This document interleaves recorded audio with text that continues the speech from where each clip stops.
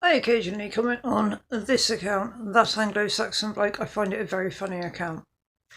For context, you see how my hair's done up here? That was typical of the Anglo Saxon period. Oh, that. Quite typical too.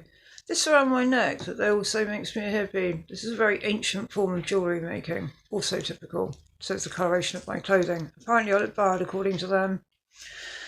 And they actually hate their country's history. But anyway, that Anglo-Saxon bloke who found out on DNA test he wasn't really Anglo-Saxon really at all, and then changed it to, well, it's cultural, which apparently isn't when it's a brown person in the UK, says about this person, it's a reconstruction of an Anglo-Saxon.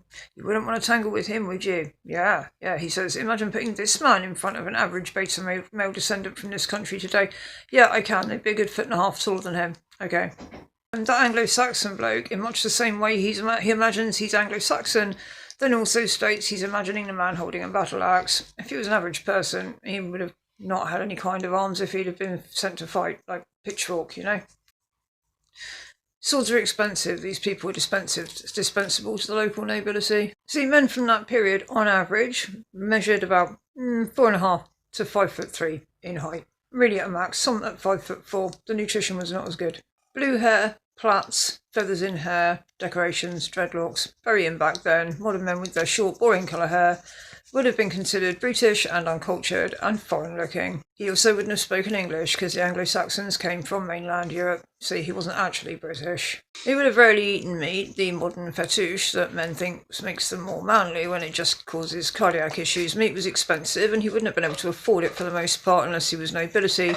The nobility actually lived for less long because of their rich diet. He would have worn a tabard or tunic, so he would have worn like a skirt over bare legs in the summer or leggings in the winter. So he would have worn a skirt, by modern reckoning. People washed daily. People who were dirty were considered slovenly and disgusting. He would have worn lavender, most likely as a deodorant. It's antibacterial and it's very effective for that. I use it myself occasionally for that reason. He would have used rosemary and other herbs in his hair for gloss, lice-repelling properties and scent. It was important for men to smell good. There was little to no delineation between male and female perfumes.